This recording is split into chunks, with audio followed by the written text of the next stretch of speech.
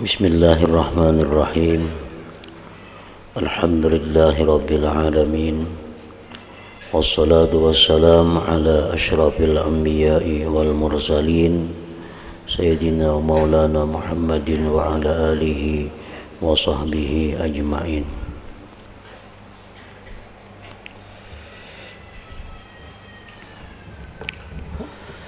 Mengenai besarnya kekhawatiran,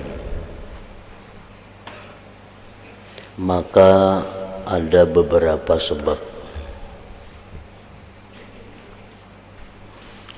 Kekhawatiran bahwa amal ibadah yang kita persembahkan kepada Allah itu ditolak oleh Allah. Kekhawatiran bahwa ibadah yang sudah diterima oleh Allah itu menjadi hilang, menjadi terhapus. Nah, besarnya kekhawatiran maka ada beberapa sebab.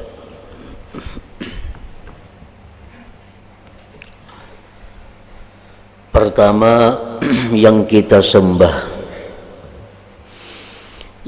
sembah adalah Maharaja yang kemegahan dan keagungannya tidak ada habis-habisnya. Yang pertama itu, yang kita hadapi, yang kita sembah itu adalah Tuhan yang maha segala-galanya, maha mengetahui hati kita, maha mengetahui seluruh gerak-gerik kita, maha mengetahui apa yang tersirat di dalam hati kita. Itu satu yang menyebabkan kita khawatir amal ibadah kita ini ditolak oleh Allah.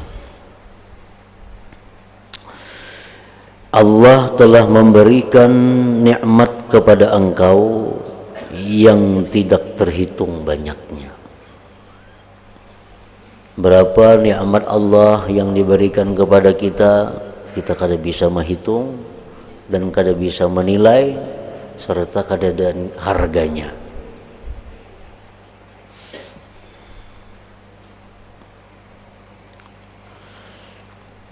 Sedangkan engkau mempunyai badan dengan cacat-cacat yang samar.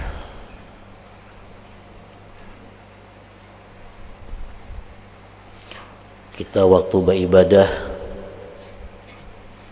banyak kekurangan-kekurangan, banyak celah-celah yang kita kadang menyadari, baik dari zahir kita apalagi dari batin kita.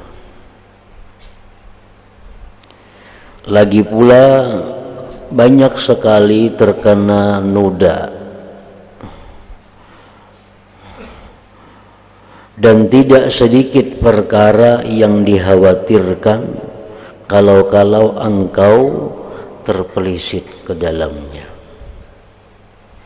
Ibadah yang sudah kita bangun, ibadah yang sudah kita bina, bisa-bisa terpelisit kita, sehingga ibadah itu menjadi rubuh, ibadah itu menjadi hancur.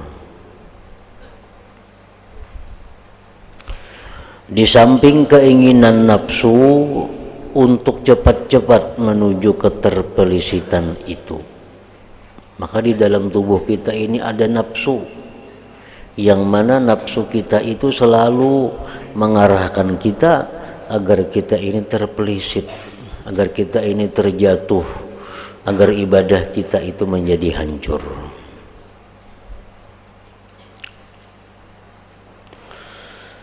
Engkau perlu mengeluarkan, memproduksi amal yang bening.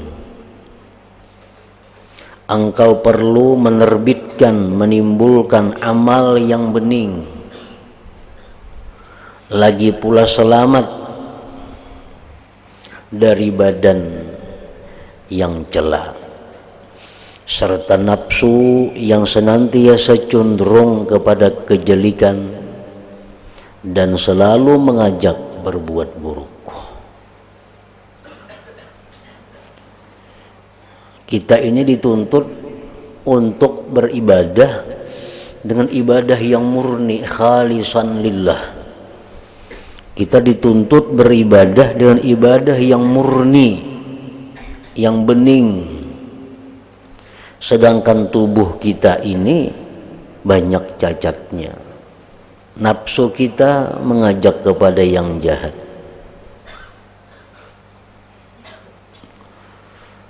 Melalui cara yang patut bagi Tuhan sekalian alam dan dapat mengambil tempat pada keridhaannya serta diterima olehnya. Itu yang kita khawatirkan ini. Kita dituntut mengeluarkan, menerbitkan ibadah yang murni, sedangkan tubuh kita ini banyak celaknya, sedangkan nafsu kita mengajak selalu kepada kejahatan. Kalau tidak begitu, artinya kalau ibadah kita itu tidak murni karena Allah, ibadah kita itu ada bercampur dengan yang lain daripada Allah, maka engkau bakal kehilangan keuntungan yang besar, yang nafsu siapapun tidak akan tega kehilangan keuntungan itu. Sembahyang 2 rakaat dihargai oleh Allah dengan dunia dan isinya, bahkan lebih baik. Itu kalau ibadah yang kita terbitkan, ibadah yang kita keluarkan itu ibadahnya murni. Kalau ibadah kita ini bercampur, ibadah kita ini sudah kada murni lagi, kita kehilangan keuntungan itu. Janji-janji yang diberikan Allah kepada orang yang melakukan ibadah, seperti janji diampuni dosa, janji diberi pahala, janji diberikan gedung di surga, janji diberi bidadari-bidadari, itu orang-orang yang dapat melakukan ibadah dengan ibadah yang murni.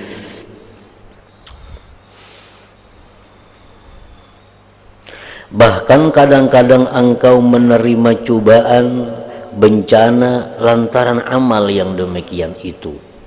Bencana yang engkau tidak kuat menahankannya. Karena ibadah kita ini kada murni, ibadah kita ini kada bening, kadang-kadang kita kehilangan bagian, bahkan dapat musibah, dapat bencana karenanya. Demi Allah, hal ini merupakan perkara besar yang penting sekali.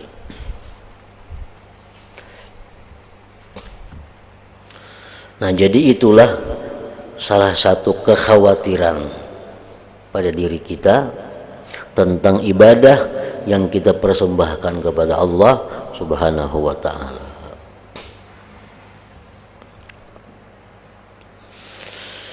Dalam pada itu, kemegahan dan keagungan Sang Maharaja ditemukan pada keadaan para malaikatul muqarrabin al-abrar yang baik dan dekat dengan Allah.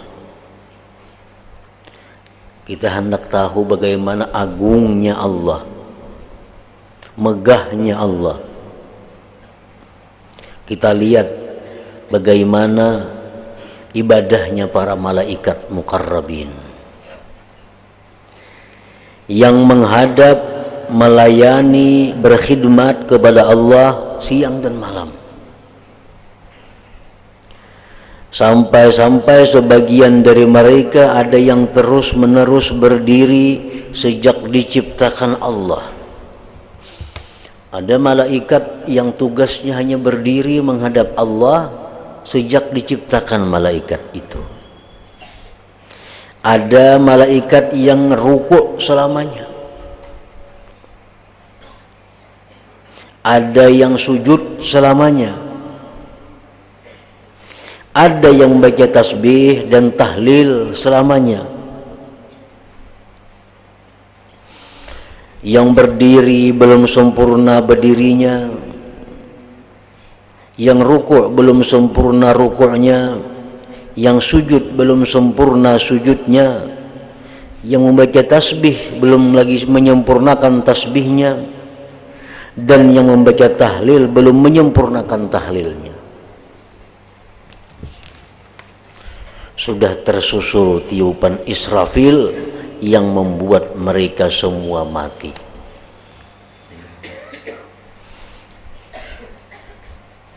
Jadi ada malaikat yang belum lagi sempurna berdiri, datang tiupan Israfil, mati. Ada lagi malaikat yang belum sempurna membaca tasbihnya, tahlilnya, datang tiupan Israfil, mati. Kemudian sesudah selesai pelayanan khidmat yang agung ini, semua berseru, subhanaka ma'abadnaka haqqa ibadatik.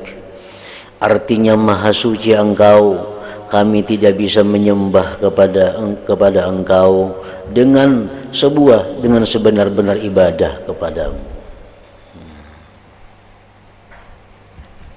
Malaikat yang ibadahnya sangat tulus, malaikat yang ibadahnya sangat khusyuk, malaikat yang ibadahnya kadang mengenal bosan dan letih, mereka berseru, wahai Tuhan, kami tidak bisa beribadah kepada engkau sebenar-benar ibadah. Padahal ibadah mereka itu sudah sangat murni, ibadah mereka sudah sangat agung, tetapi mereka tetap mengaku bahwa mereka belum beribadah kepada Allah sebenar-benar ibadah. Kalau dibandingkan ibadah kita dengan ibadah malaikat, maka ibadah kita kada ada artinya. Ibadah kita kadang-kadang ada mengandung bosan, ibadah kita kadang-kadang mengandung letih, susah, ibadah kita kadang-kadang mengandung ria, ibadah kita mengandung ujub. Maka sangatlah pantas bahwa kita mengaku lebih dari pengakuan malaikat ini. Malaikat yang sedemikian hebat, mereka mengaku belum bisa beribadah kepada Allah sebenar-benar ibadah, apalagi manusia-manusia seperti kita ini. Nah, dengan demikian artinya bahwa kita tidak bisa membanggakan amal kita. Kita tidak bisa mengandalkan amal kita, karena amal kita ini sangat jauh daripada keagungan dan kemegahan Allah Subhanahu wa ta'ala.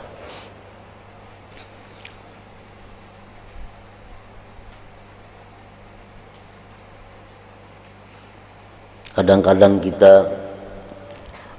berkata, baik di dalam hati atau lisan, rancaknya sudah aku berdoa, belum juga dikabulkan Tuhan lagi. Doa kita tuh nang kayak apa yang kita persembahkan kepada Allah? Bujur garang doa kita itu, murni kada doa kita itu, sesuai kada doa kita itu dengan Tuhan yang Maha Agung. Jadi ucapan kita beribu kali sudah berdoa belum kabul juga lagi, itu ucapan yang salah, anggapan. Itu berarti ada perasaan mengandalkan amal. Padahal amal kita ini sebenarnya jauh untuk bisa diandalkan. Amal kita ini sangat jauh untuk bisa kita pegang, untuk kita banggakan. Karena amal kita pasti ada celahnya, ada cacatnya, ada kurangnya.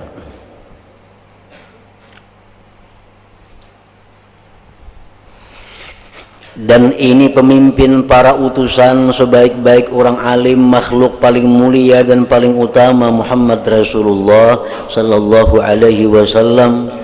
Beliau mengucap,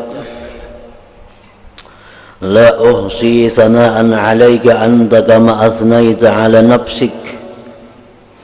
Artinya, aku tidak mampu menghitung pujian kepadamu sebagaimana engkau menyanjung kepada zatmu.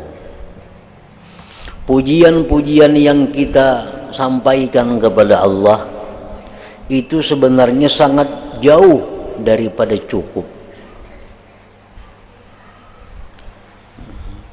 Dengan bagaimanapun ibarat kata-katanya, dengan bagaimanapun kita menyanjungnya, maka sanjungan pujian yang kita tujukan kepada Allah itu masih jauh kurang daripada yang mestinya hak oleh Allah Subhanahu wa ta'ala. Kita memuji, paling-paling kita memuji Allah itu sampai ke ungkapan maha. Allah itu maha mengetahui. Artinya kan maha itu lebih daripada sekedar mengetahui, maha. Padahal andai kata kita mengucap 1000 kali maha mengetahui, itu pun belum cukup untuk memuji bagaimana hebatnya, luasnya ilmu Allah Subhanahu wa ta'ala itu. Kita mengucap Allah itu maha berkuasa, kita merasa kita sudah memuji Allah karena dengan ungkapan kata-kata maha. Padahal 1000 kali maha berkuasa kita ungkapkan itu belum cukup untuk menandingi bagaimana berkuasanya Allah Subhanahu wa ta'ala itu. Sampai Nabi kita mengucapkan, ujar Nabi, aku tidak mampu ya Allah memuji engkau sebagaimana engkau memuji dirimu. Beliau mengucap pula, ana la aqdiru an uthni alaika sana'an anta lahu ahlun fadlan an a'budaka kama anta lahu ahlun. Artinya aku tidak sanggup, ujar Nabi kita, menghaturkan pujian kepadamu yang menjadi hakmu, apalagi hendak beribadah kepadamu menurut hakmu. Kalau kita ini menghadap Allah, kita pakai pakaian yang paling baik yang kita miliki, kita berdandan dengan serapi mungkin menghadap Allah. Dalam ibadat kita menyanjung Allah dengan sanjungan yang macam-macam sanjungan. Nah, semuaan itu belum cukup lagi nilainya, belum cukup kadarnya untuk menghadap Allah Subhanahu wa ta'ala. Karena kalau kita menghadap orang besar, misalnya menghadap raja dunia, menghadap orang-orang besar dunia, kalau kita pakai pakaian yang rapi, pakaian yang bersih, samuan segala yang baik, itu sudah istimewa. Sudah istimewa. Kalau kita menghadap bupati umpamanya, kita pakai sepatu, pakai jas, pakai baju yang begusuk, pakai ini rapi, itu sudah cukup bagi bupati. Tapi sehebat apapun pakaian yang kita pakai untuk menghadap Allah, itu belum layak sebenarnya untuk menghadapi keagungan Allah Subhanahu wa ta'ala. Apalagi sembahyang baju kaos umpamanya, terlalu beneran itu. Tapi buruk sembahyang. Nukar tapi sembahyang nang 100.000 kada wani, nukar selawar 2 juta wani. Anda kalau tuh nukar pakaian nang menghadap Allah nih, kada wani nang 1 juta nukar. Nang baju ka orang aruh wani jadi 3 juta nukar baju. Ini pelicihan kepada Allah. Padahal andai kata kita memakai baju yang semahal-mahalnya menghadap Allah itu masih kurang dengan keagungan Allah, apalagi barang-barang nang hina, barang-barang murahan kita pakai untuk menghadap Allah Subhanahu wa ta'ala.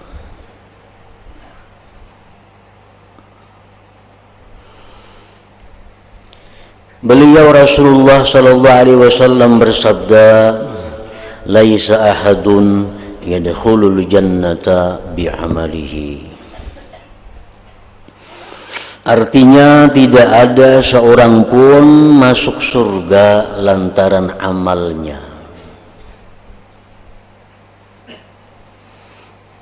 Lantaran amalnya. Kalau kau masuk surga,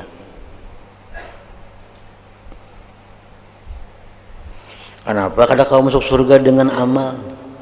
Amal kita ini amal nang kada murni.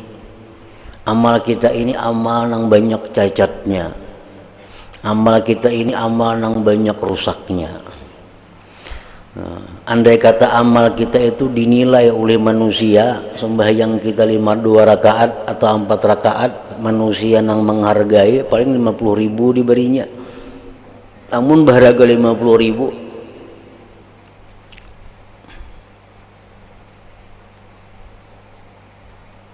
Sembahyang yang dikatakan oleh Rasulullah, sembahyang ini 2 rakaat itu akan dibayar Allah dengan ganjaran dunia dan isinya. Kita sembahyang 2 rakaat karena diupah manusia, sembahyang hadiah aja. Sembahyang hadiah 2 rakaat aja. Allah sembahyang hadiah arwah abah 20 orangnya, arwah abah, arwah mama dan sanak macam-macam. Berapa duitnya? 20.000 isinya. Manusia menghargai amal kita sangat murah. Allah menghargai 2 rakaat itu lebih baik daripada dunia dan isinya. Jadi kalau kita beramal karena manusia, kita adalah orang yang sangat bodoh, orang yang sangat tidak berakal. Berapa manusia yang beri harga amal kita? Nah, ganjaran yang besar diberikan Allah tadi kepada kita, itu pun kada cukup untuk kita masuk surga. Kalau kita sembahyang ini diberi Tuhan ganjaran ini, kalau kita puasa ini ganjaran ini, dikumpulkan semuaan itu nah. Kada kawa untuk membayari surga itu kada cukup. Jadi kada kawa kita masuk surga itu dengan amal kita. Dengan amal kada kawa. Tidak ada seseorang pun masuk surga lantaran amalnya. Para sahabat bertanya kepada Rasulullah sallallahu alaihi wasallam, "Apakah paduka juga begitu ya Rasulullah?" Pian pang wahai Rasulullah, kayak itu jualah. Ada kau masuk surga dengan amal?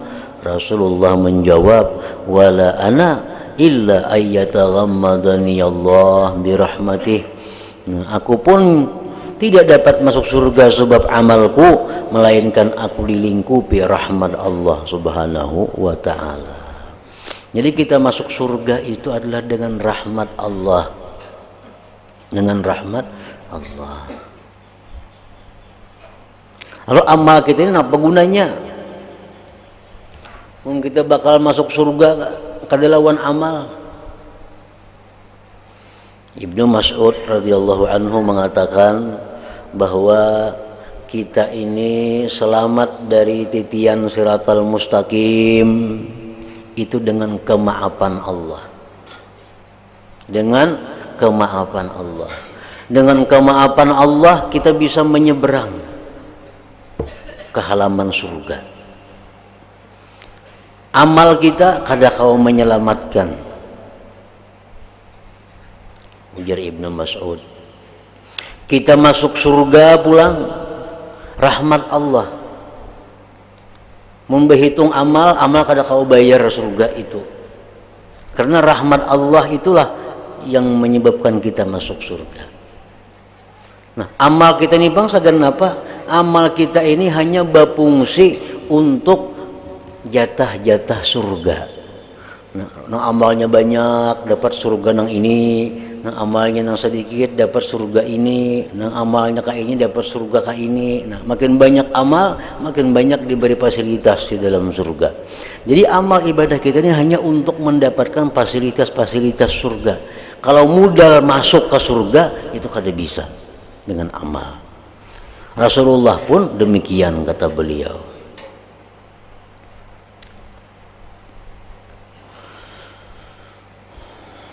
Nah, jadi artinya bahwa kita beramal kepada Allah, kita beribadah kepada Allah, kita ikhlaskan, kita murnikan ibadah tadi hanya untuk Allah.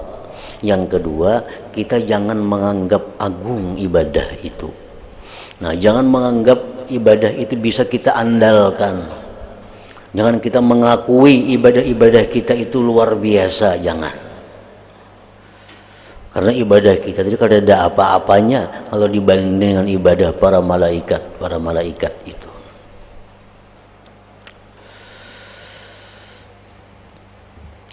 Adapun nikmat dan anugerah Allah itu sebagaimana difirmankan Allah Ta'ala, wa in ta'uddu ni'matallah la tuhsuha. Artinya, dan jika kalian mencoba menghitung-hitung nikmat Allah, tentu kalian tidak akan mampu menghitungnya. Kada kau menghitung kita, banyaknya kada kawa dihitung, harganya, larangnya itu kada kawa dihitung.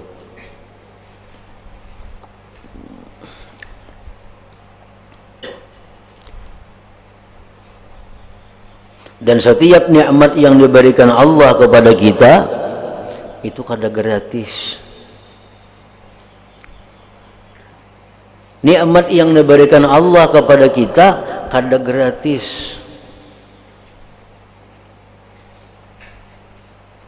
Artinya kita ditakuni, kena dituntut oleh Allah tentang penggunaan nikmat-nikmat itu.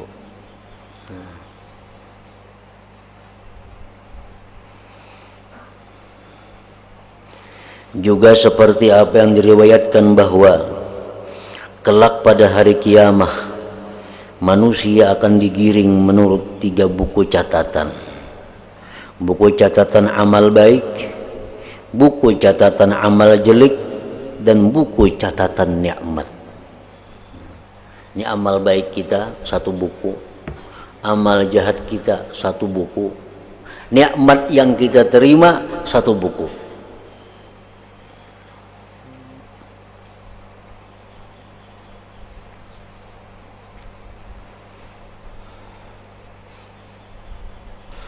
Kemudian amal-amal baik dibandingkan dengan amal-amal jelek. Timbang amal baik, amal jelek, mana banyaknya, mana menangnya. Setiap ada kebaikan didatangkan, pasti didatangkan pula nikmat. Sehingga nikmat-nikmat itu menutupi kebaikan-kebaikan.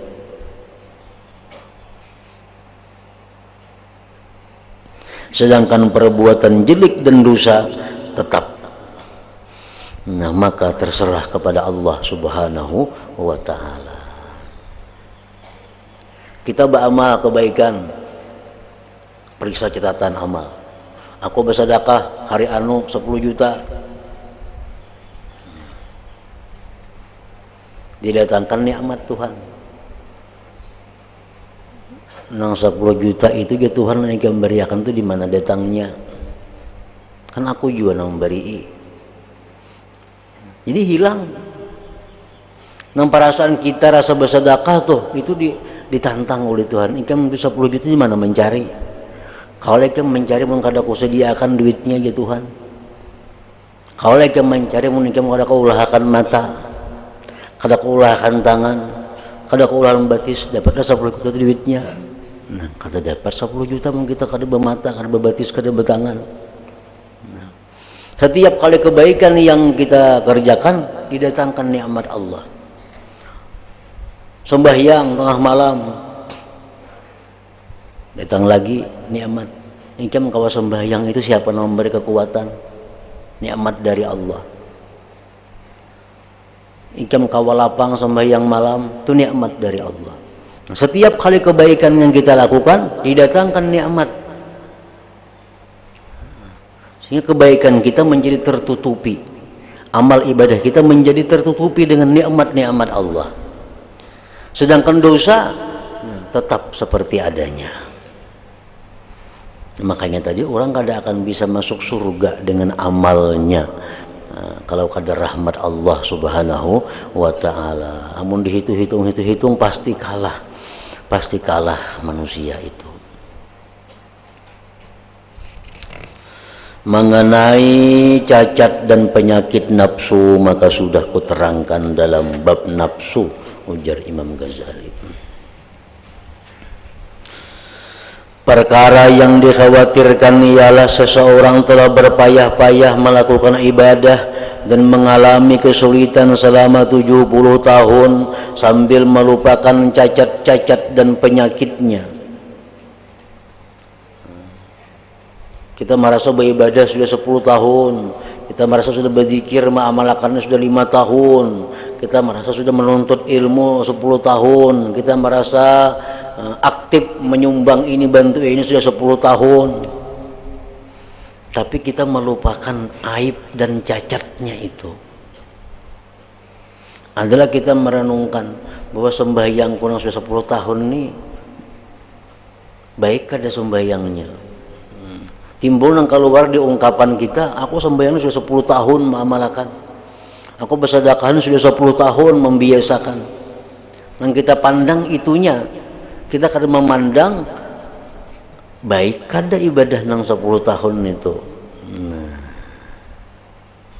Bening kada, murni kada. Namun kadang-kadang tidak ada satupun ibadahnya yang diterima. Padahal yang diagungkan 10 tahun ini sebuting-buting ada diterima Allah padahal.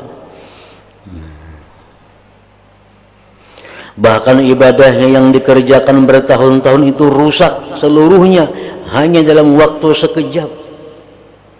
Ini sudah haji beberapa kali, umrah beberapa kali, bersedekah berapa miliar segala macam.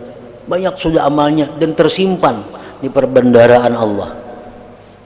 Tapi karena orang ini ada berbuat sesuatu dengan perbuatan itu, akhirnya seluruh ibadah yang tersimpan itu menjadi rusak, menjadi hancur. Dan ada tuh perusak-perusak ibadah. Mungkinnya ada berkata-kata yang dengan kata-kata itu dia menjadi murtad di sisi Allah. Mungkin dia ada berbuat sesuatu yang dengan perbuatan itu dia menjadi murtad di sisi Allah. Bila sudah orang itu murtad, berapapun banyaknya amal kebaikan yang tersimpan menjadi hancur, menjadi kada berguna lagi. Padahal hanya dalam waktu sekejap. Lebih mengkhawatirkan lagi jika Allah memandang hamba yang sedang berbuat riya dengan ibadah dan taatnya zahirnya untuk Allah tetapi batinnya ditujukan untuk makhluk, sehingga akhirnya Allah mengusirnya dan ia tidak dapat menghadap kembali ke hadapan Allah subhanahu wa ta'ala. Ya Tuhan, engkau sembahyang itu pada hari anu tu kada bujur di hati engkau tu ada kepada makhluk tujuannya. Engkau bersedekah sekian tu kada bujur, itu ada karena makhluk sebagai bukan karena aku. Akhirnya diusir oleh Allah dan kada bisa lagi menghadap Allah subhanahu wa ta'ala.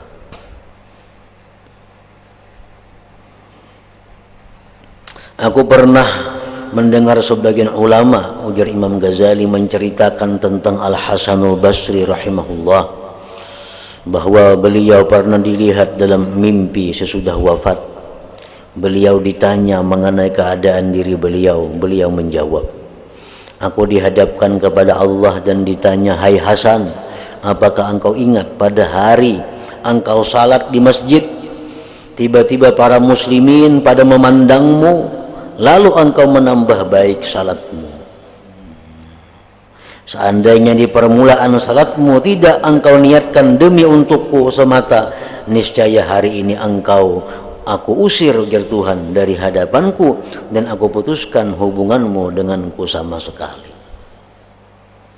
Nah, jadi penting juga dalam niat itu dibuat lillahi ta'ala itu.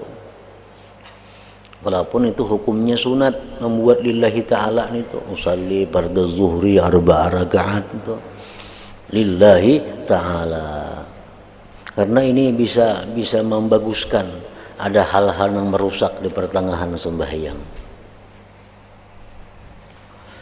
Ujar Tuhan tadi kan, seandainya di permulaan salatmu tidak engkau niatkan demi untukku semata, niscaya hari ini aku usir dari hadapanku dan aku putuskan hubunganmu denganku sama sekali. Kadang-kadang kita kadang menyadari kita sembahyang, begitu orang banyak memandang kepada kita bagusi sembahyang kita kadang menyadari. Jadi itu mudah-mudahan bisa dibantu dengan niat di awal nang lillahi ta'ala itu. Seperti apa yang ceritakan Imam Hasan Basri ini. Nah, ingat situ karena masalah ibadah itu secara umum sangat rumit dan sulit.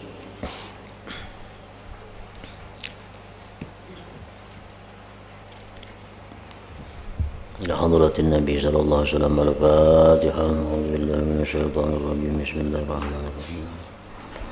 Ar-Rahmanir Rahim. Maliki yaumiddin. Iyyaka na'budu wa iyyaka nasta'in. Ihdinas siratal mustaqim.